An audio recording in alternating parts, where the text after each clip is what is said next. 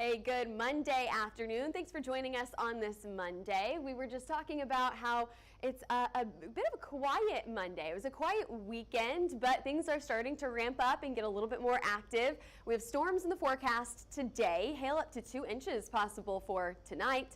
That is in the upper Ohio Valley and the Virginias for hail today. Now the cool down is also coming, but it's going to come in stages. So I hope that you enjoyed this nice warm weather that we had this weekend, because we're going to see cooler temperatures coming into the Midwest today and tomorrow, and then moving into places like the West, like Colorado, later on this week. We could even see some snow up in Colorado later on this week.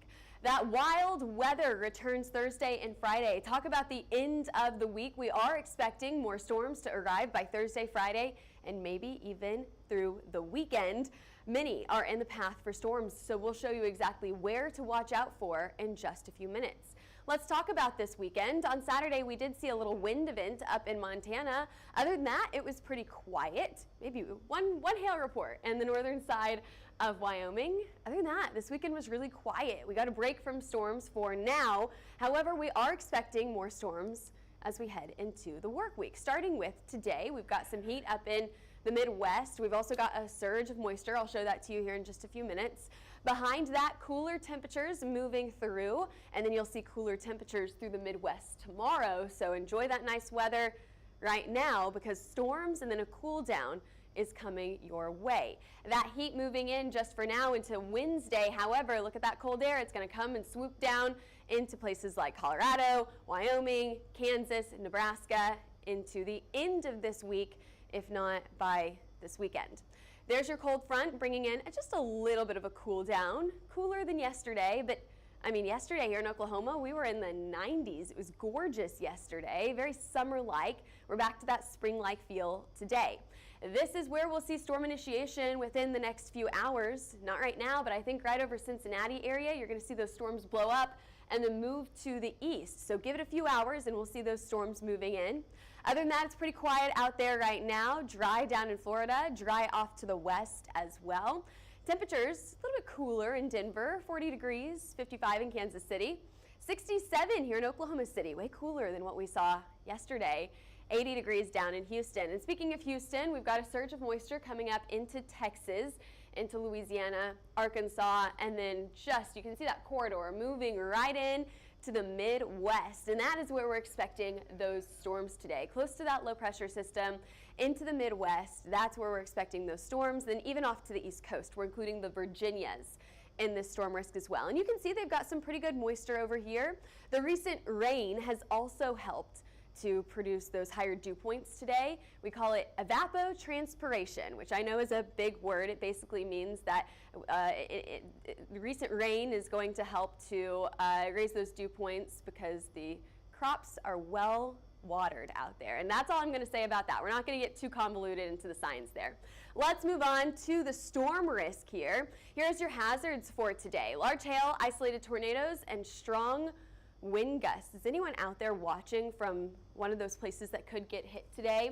The states that we're really watching for is anywhere from Ohio, Kentucky. I know we have a lot of Kentucky watchers at Hail Trace, West Virginia and Virginia, all in the path for storms today. We even have parts of Pennsylvania included in the storm risk as well.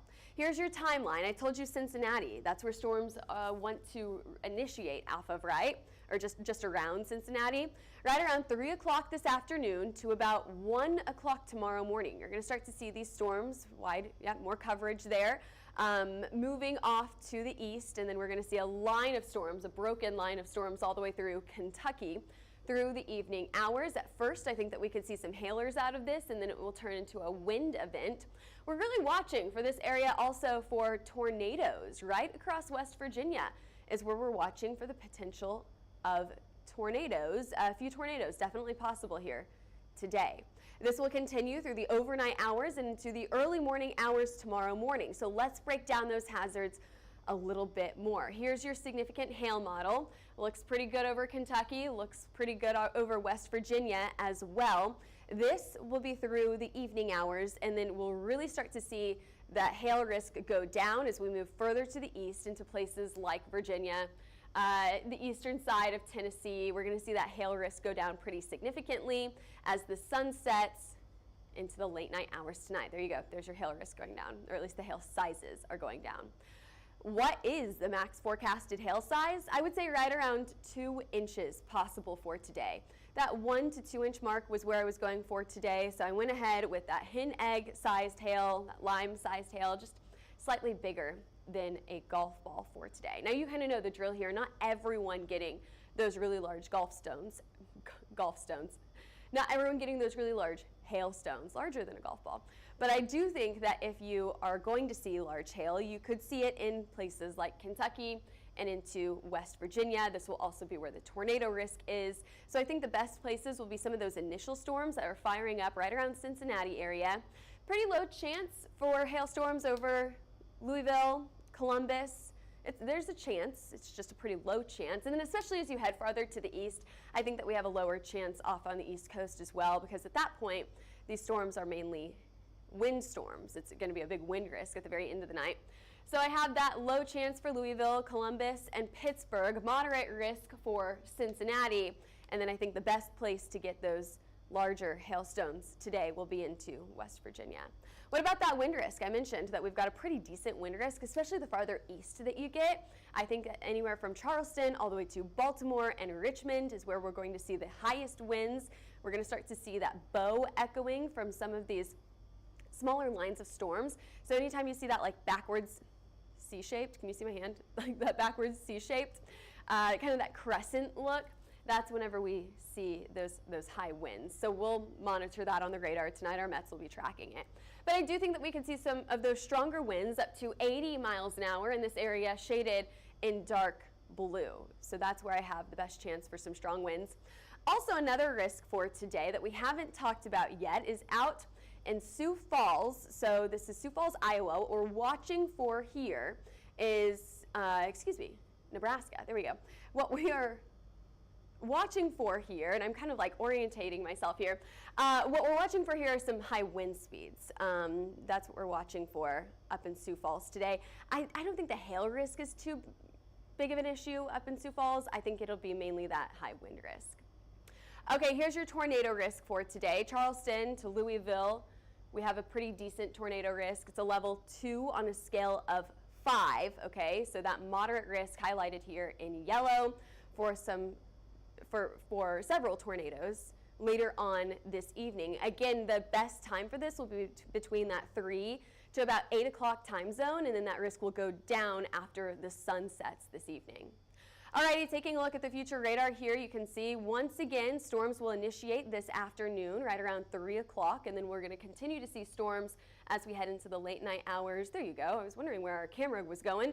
We're going to continue to see storms into the late night hours, becoming much weaker as we head into the overnight hours tonight and into tomorrow morning. Speaking of tomorrow, we're pretty dry and quiet tomorrow. By the time we get to Wednesday, also pretty quiet. You can see that we've got a few storms coming in. We've got some snow moving down. Watch this snow as it tracks down to the south. It goes right into Colorado. But where are the storms? What are we watching for in terms of storms? We're watching for Iowa all the way out to Omaha. Kansas City not included in this risk. However, wait until Friday. So on Friday, many people included in the storm risk here, anywhere from Chicago all the way down to St. Louis. Most of Missouri included in this, northeastern Arkansas into Oklahoma, including Oklahoma City. And then this risk for now skids right to the north of Dallas. However, I do think that Dallas could be included eventually. We're just about 5 days out from this risk.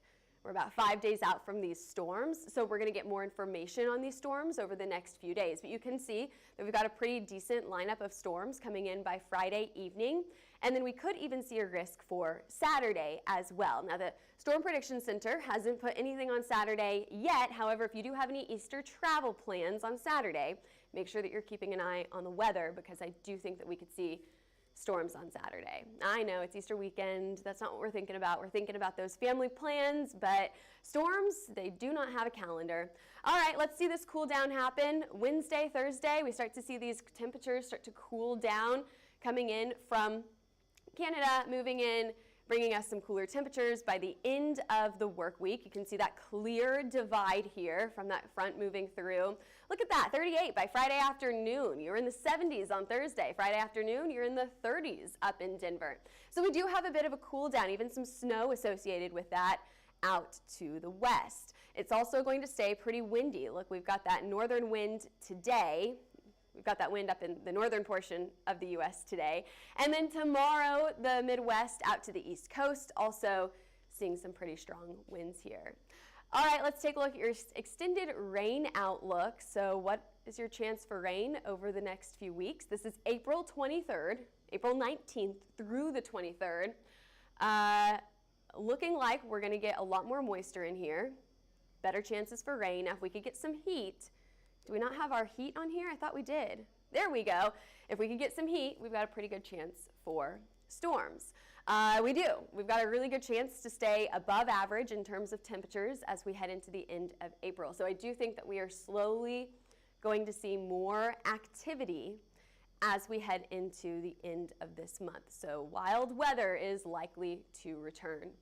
All right, thanks for joining us today. Of course, we'll be tracking those storms for you. So we're going to hop back on here whenever storms fire up this afternoon. We'll be back on tracking it live for you this afternoon and evening. So make sure that you hit that follow button and even do the push notifications so that you know every time that we are live.